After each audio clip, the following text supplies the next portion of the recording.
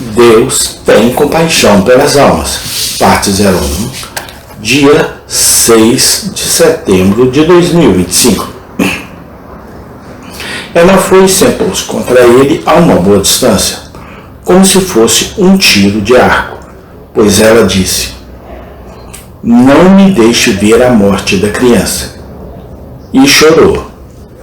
Gênesis 21:16. Resumidamente, vamos ensaiar as circunstâncias. O filho Isaque era, de acordo com a palavra de Deus, o herdeiro de Abraão. Ismael, o filho mais velho de Abraão, com a escrava Agar, residiu em casa com seu pai até os 18 anos de idade. Mas quando ele começou a zombar do filho mais novo, que Deus havia ordenado para ser o herdeiro, tornou-se necessário que ele e sua mãe fossem mandados embora do acampamento de Abraão. Pode ter parecido cruel e sem coração enviá-los, mas Deus, tendo providenciado para provê-los, enviou uma ordem divina que imediatamente tornou necessária sua expulsão e certificou seu sucesso. Pode ter certeza de que tudo o que Deus ordena, ele certamente justificará. Ele sabia que não seria nenhuma crueldade para Agar ou Ismael serem levados à independência. E ele fez uma promessa que garantiu a eles tudo o que desejavam. Também do filho da escrava farei uma grande nação. E novamente, eu o abençoarei, eu farei frutífero, e eu o multiplicarei extraordinariamente. 12 príncipes ele gerará, e farei dele uma grande nação.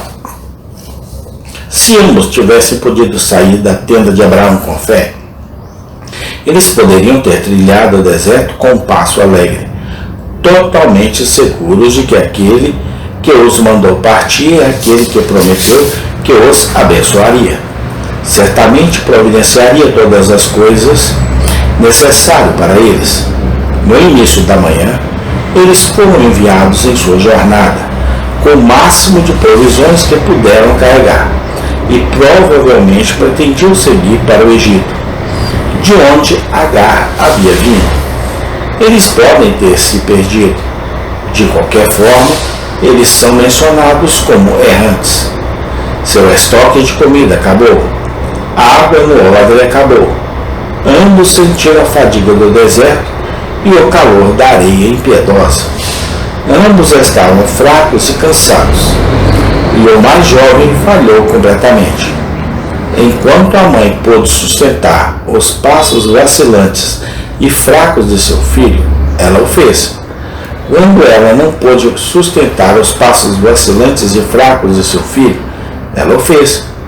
Enquanto ela não pôde mais fazê-lo, ele desmaiou de fraqueza e ela o deitou sob a leve sombra da tamargueira do deserto, para que ele pudesse ficar o mais longe possível do calor excessivo do sol. Olhando para o rosto dele e vendo a palidez da morte iminente se acumulando sobre ele, sabendo de sua incapacidade de fazer qualquer coisa para reanimá-lo, ou mesmo para preservar sua vida, ela não suportou sentar e olhar para o rosto dele, mas se afastou apenas o suficiente para poder ainda vigiar com todo cuidado de mãe. Ela sentou-se com o espírito quebrantado.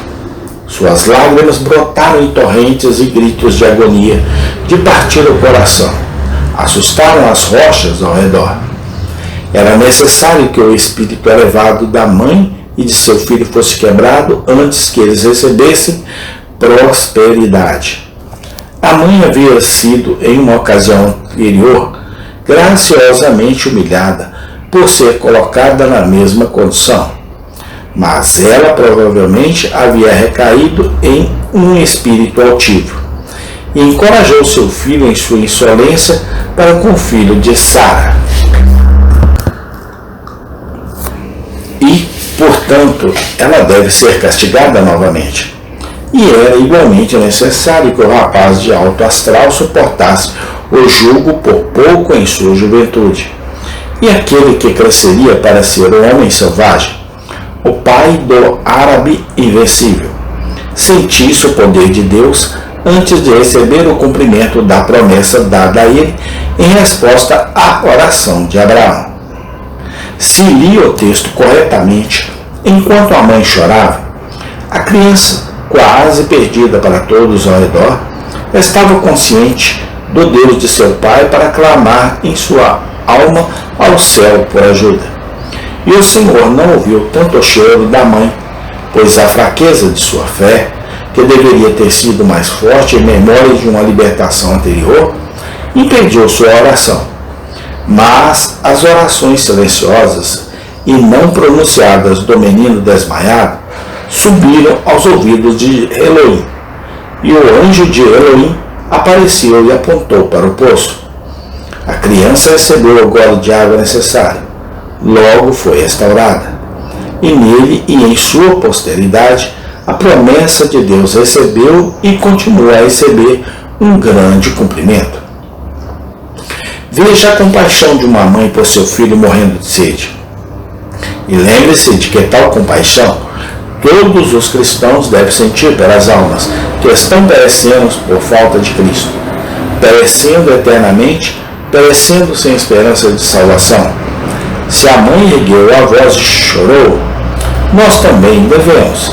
E se a contemplação de sua criança moribunda foi muito dolorosa para ela, também pode a contemplação da ira vindoura, que deve passar sobre toda a alma que morre impenitente, tornar-se muito dolorosa para nós, mas ao mesmo tempo deve estimular-nos a oração sincera e esforço ardente para a salvação de nossos semelhantes.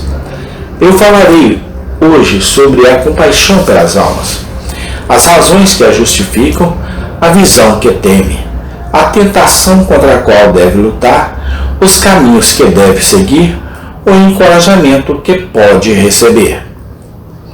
1. Compaixão pelas almas, as razões que a justificam. Não é necessário que eu faça mais do que ensaiar um esboço simples, as razões pelas quais devemos ter compaixão pelos filhos dos homens que perecem. Primeiro, observe a terrível natureza da calamidade que os dominara. As calamidades que ocorrem aos nossos semelhantes despertam naturalmente em nós um sentimento de comiseração. Mas que calamidade sobre o céu pode ser igual à ruína de uma alma? Amém. Tem continuação. Muito obrigado a Deus por nos ensinar na tua santa e divina palavra. Graças te damos hoje e eternamente. Amém e amém.